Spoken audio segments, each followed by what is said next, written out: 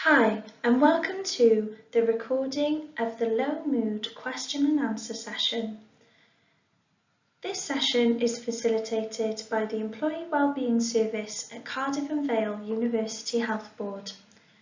Sources within this session are the Centre for Clinical Interventions and NHS Wales Self-Help Guide. Our aims for the session today are to first have an introduction to low mood and depression, which will involve looking at causes, symptoms, and the vicious cycle of depression. We will then go on to talk about improving low mood and depression. Here we will talk about concepts within cognitive behavioural therapy, otherwise known as CBT, called behavioural activation and thought challenging. We will also look at mindfulness and thought acceptance, as well as other resources such as self-help guides and apps. At the end of this presentation, we would normally ask for questions from attendees. However, as this is a recording, there will not be a question and answer session. Instead, it may be a good opportunity for you to take some time to reflect on the session, thinking about what was new to you, what you already knew, and what you were taking away from it. First, we are going to talk about what is meant by low mood and depression. Everyone feels low, down in the dumps, blue, or like they can't be bothered from time to time. Depression is essentially a more extreme form of this. For example, depression tends to describe when these feelings last for most of the day over an extended period of time. When depressed, people also find that their motivation is low, their appetite is reduced, their sleeping patterns are disrupted, and their concentration and memory are poor. Other typical experiences include feeling irritable, teary, and lonely. Depression is a very painful and difficult human experience. Many people experiencing the symptoms of depression might wonder if there is something really wrong with them. One typical fear is that they might be going crazy. Unfortunately, the reactions and comments from others, such as "just get yourself together," are not very helpful. Depression is actually quite common. It affects about 1 in 10 people at some time in their lives. For some people, it might happen only once and pass quite quickly without any outside help. For others, depression may be more of a problem. It may last longer or come back multiple times. Although you might feel alone in your struggle against depression and low mood, the reality is that many people experience these moods from time to time or even regularly. Depression can also affect any kind of person at any time of their life. See the link below for a video called "I Had a Black Dog," which looks at a person's experience of depression. Next, we are going to look at some of the causes of low mood. These causes can be psychological, social, or biological.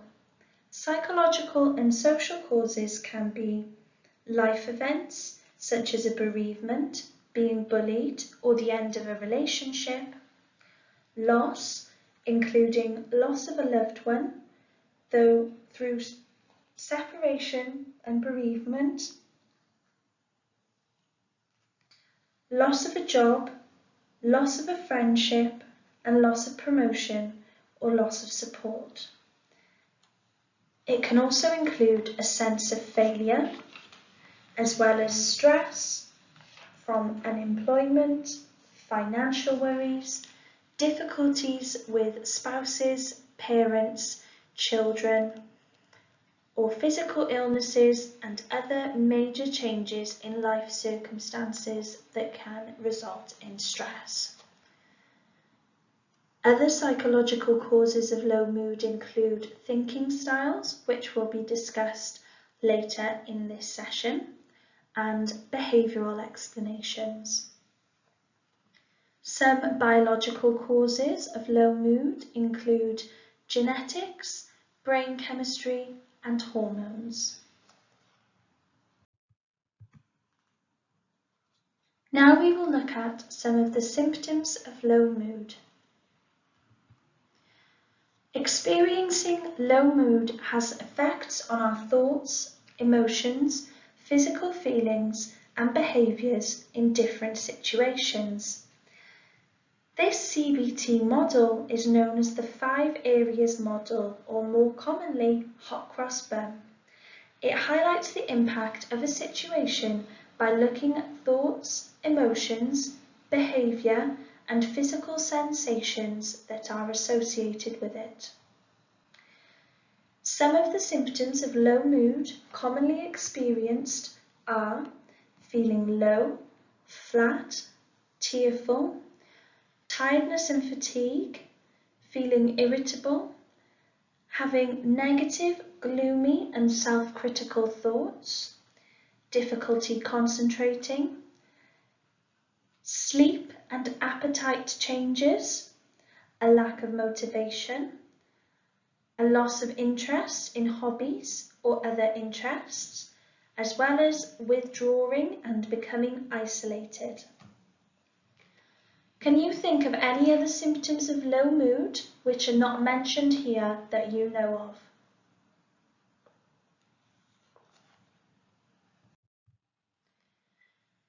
Here is a further example of low mood and how our thoughts, feelings, and behaviours are interlinked.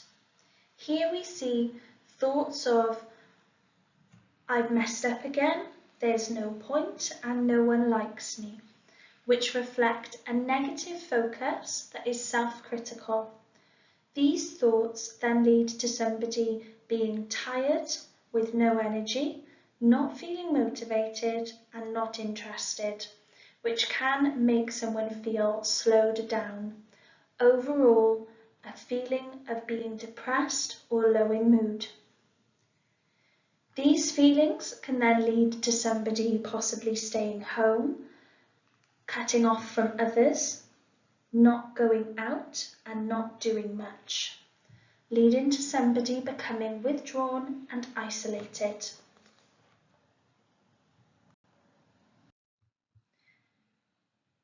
Next, we will look at the vicious cycle of depression.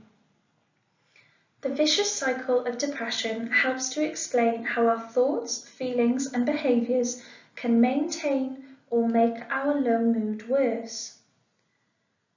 Looking at depression like this is useful because it helps us to identify the repeating patterns of behaviour which we have come to feel comforted in. First, we see the top of the cycle where we are feeling depressed. Then we see the arrow leading to the physiological symptoms of depression as mentioned earlier, including low energy and low motivation. This then leads to the behavioural responses we would typically see when we feel low in mood, such as decreased activity and decreased socialising because we feel tired and are lacking energy. Next, we have the consequences of those behaviours, which are feeling guilty, feeling hopeless, etc. Now we have avoided activity and seeing friends, we may feel guilty for cancelling and like there is no hope, so we are back to a full circle of feeling depressed again.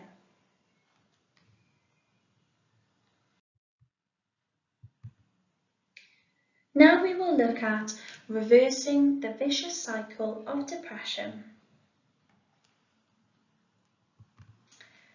To reduce the vicious cycle, we find a way to intervene. Looking at the top of the cycle, when we are feeling depressed, we know we can't just stop feeling depressed, or else we would just do that easily. Which leads on to the next part of the cycle, the symptoms of depression. Logically, if we are feeling depressed, then we are going to experience symptoms of depression. Therefore, the first time we can reasonably intervene in the cycle is in activity, because we have control over the activities we do. By increasing our activity, we feel more hopeful, more confident, and less guilty. This leads to us having improved feelings of depression, which we can see here by reversing the vicious cycle of depression. This then results in greater energy and motivation and overall better mental well-being.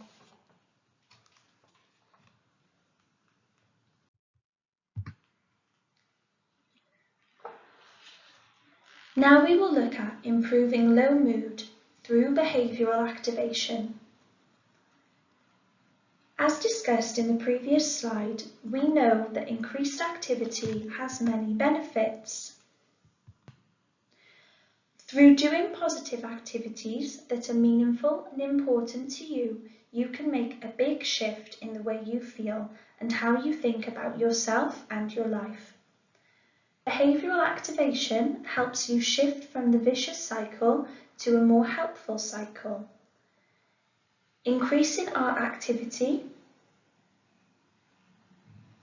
and exercise levels can make an enormous impact on our mood by making us feel better about ourselves, making us feel less tired, motivating us to do more, improving our ability to think more clearly, helping us think about something other than focusing on our unhelpful thoughts, using up the adrenaline resources created by anxiety and anger, increasing motivation, giving us a sense of achievement, and finally, giving us a sense of enjoyment.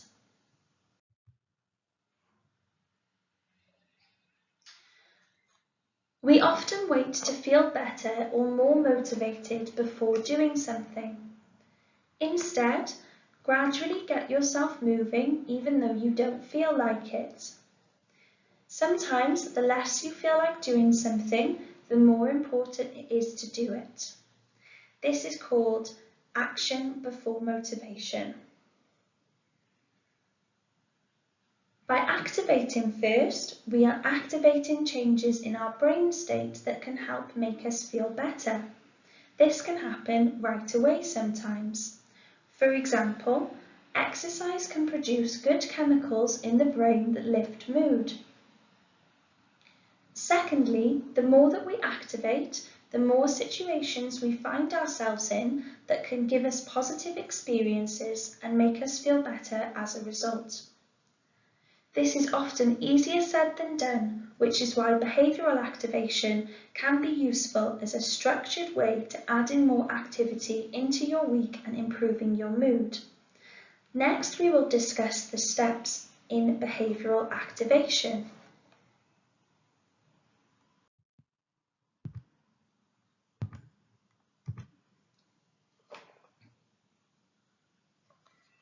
Step 1. Identifying what you are actually doing. The first step would be to start identifying how you are spending your time on a daily basis. We can do this by completing an activity diary. On this slide, we can see an example of what activity monitoring can look like.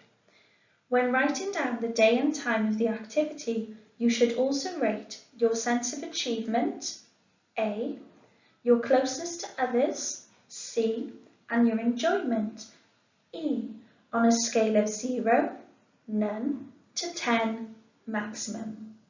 By achievement, we mean, did you feel you accomplished or achieved anything? By closeness to others, we mean, did you feel connected with your social network or community? And for enjoyment, we mean, how much did you really enjoy what you did? An activity monitoring sheet is useful because it can give you information on what you are actually doing and enjoying. You may find that you are more active and capable than you thought, or you might find that you are doing very little and not enjoying yourself at all. In either case, it is a good baseline assessment and a place to start setting some goals.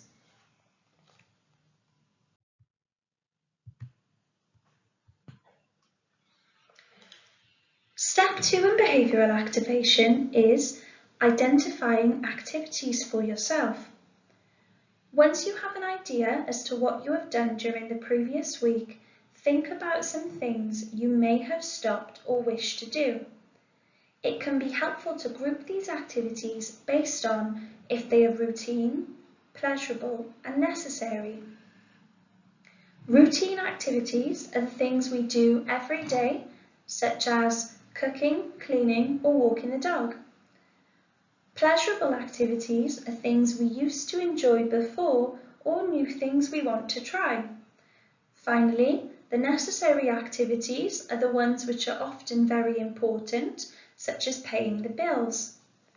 The picture on this slide is an example of how to structure identifying activities for yourself into these groups, and also gives some helpful examples if you are finding it difficult to do. Read some of the examples on the slide and think about how you can apply this to your own behavioural activation. Next, we will look at making a hierarchy of activities and how we can break activities down to make them easier.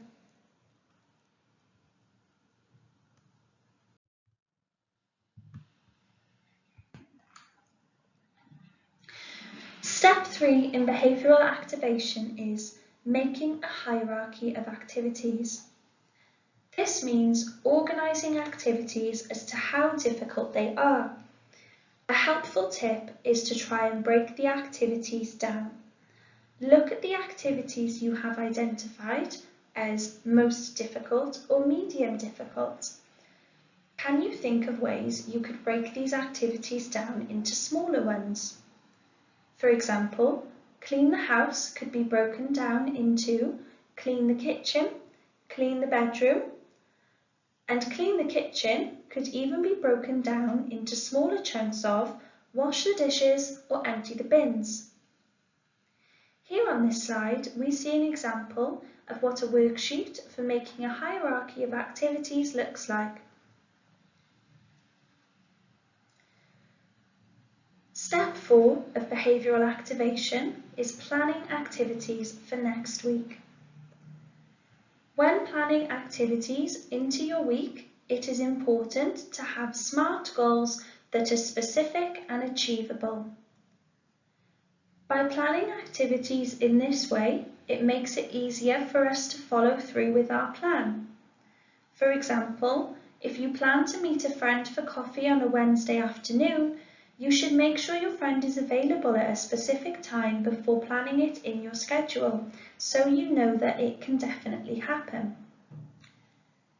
When planning activities that are routine, pleasurable, and necessary, you should not overload yourself with activities.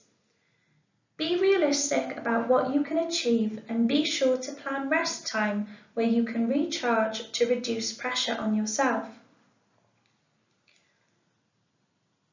Step 5 is to implement the behavioural activation and do the activities.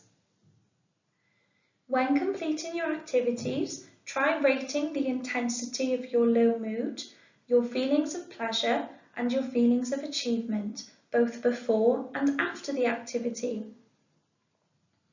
This can help you see if there are any changes in your mood whilst doing your behavioural activation.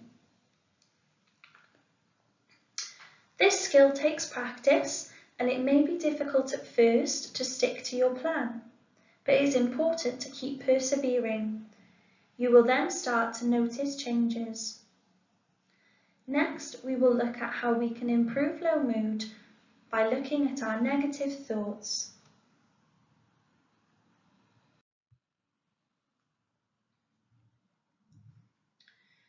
When we feel low, we often have a negative way of looking at ourselves, the world, and the future. This tendency to think in a negative fashion can be important in keeping the low mood going, clouding the way we interpret situations. Over time, we develop negative thinking patterns which are so quick and automatic that we don't even realise we're doing it. Here we see an example of a negative thinking pattern. This emphasises how our thoughts, feelings and behaviours are all interlinked and play a key role in our mood. Our thoughts are the cognitive processes we have in different situations. In this example, having a negative focus and being self-critical can lead to thoughts such as, "I've messed up again." These thoughts can then lead to feeling not motivated, slowed down, and tired, which are all signs of feeling depressed. Our thoughts and feelings then affect our behaviours, so we may stay home, not do much, and cut ourselves off from others, which can make us feel withdrawn and isolated.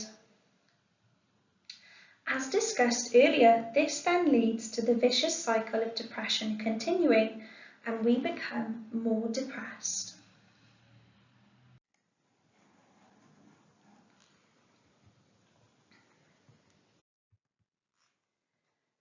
As mentioned previously, our negative thinking patterns affect our perception of ourselves, the world, and the future.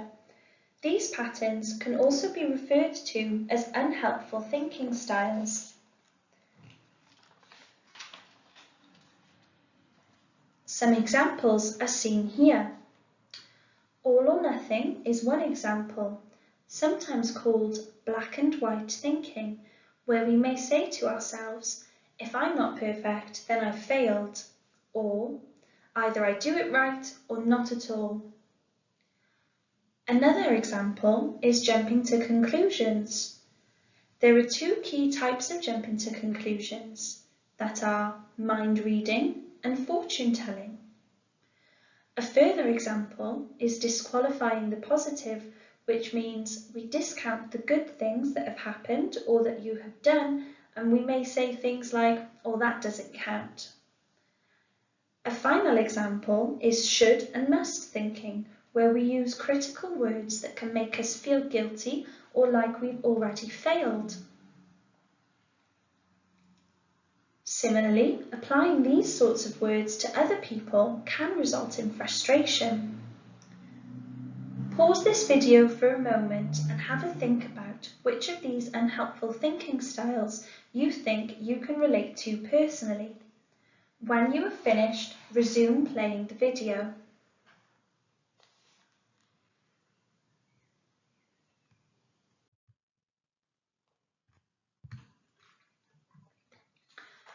Now we know more about unhelpful thinking styles, we will look at how to challenge unhelpful thoughts so we can replace them with more fair and realistic thoughts.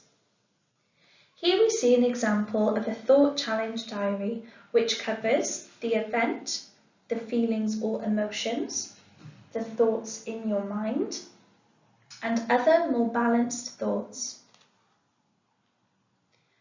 When thought challenging, think about the situation and try to come up with a different explanation or a different idea about it. Sometimes this is as simple as reminding yourself that you don't have enough information to know for certain what is happening. This process is similar to having an argument with yourself. Some examples of questions to ask yourself are: what evidence do I have for this thought? What would my friend say in this situation if it happened to them?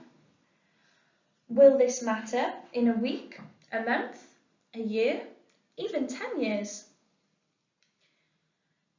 Take a moment to think about an event that happened recently which caused you to feel negatively and have a go at thought challenging. It's important to remember that, like behavioural activation, thought challenging takes practice and your skills will develop the more you do it. When you are ready, resume playing the video.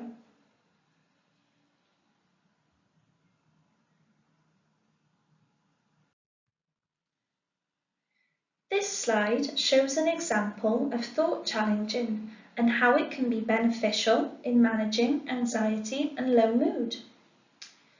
The event is a friend walked past without acknowledging you, and our initial interpretation may be, I must have done something wrong for her to be upset with me, which could make us feel anxious and tense, whereas a more balanced thought would be, oh, she must not have seen me. She looks like she has a lot on her mind, which leaves us feeling relaxed, but also concerned for our friend. Remember, more balanced thinking will help you feel better, but it will take practice. Unlike negative thinking, it is not automatic, at least not at first. It usually takes practice before getting the hang of more realistic thinking, and we can start seeing a more balanced and realistic picture of ourselves and our experiences.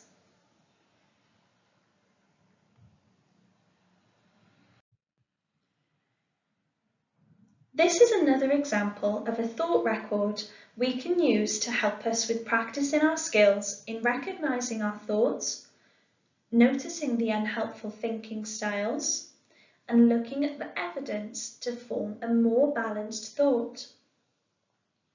This example is useful because it gives prompts at the bottom for each stage to help you gather more information.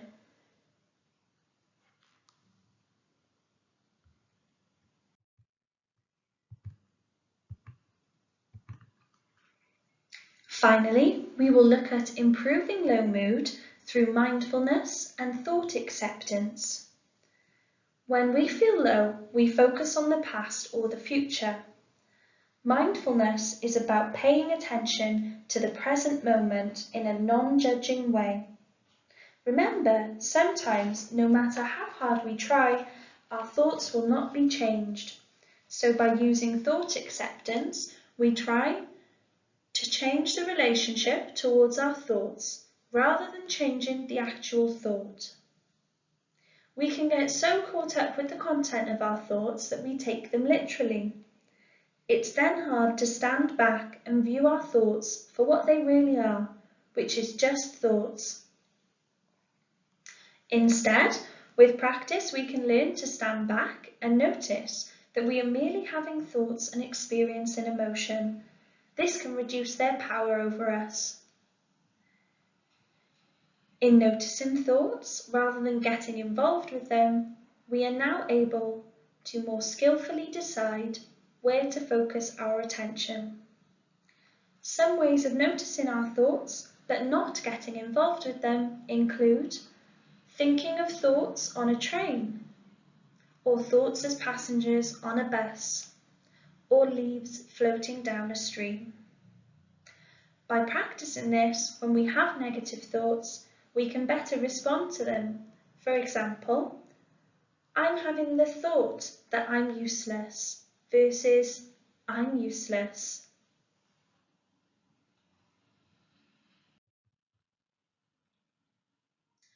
The final slide covers a range of useful resources that are available to support with low mood. This includes the Centre for Clinical Intervention's self-help workbooks, Silver Cloud, an online CBT-based interactive course for NHS staff, as well as websites and apps for practicing mindfulness, and further self-help information from the NHS and other organisations like Samaritans. If you are experiencing crisis, there is a link at the bottom for where to get urgent help for mental health. If you require further support, please visit the Employee Wellbeing Service website on the staff pages for Cardiff and Vale University Health Board. Here you will find a self-referral form which will put you in contact with our service.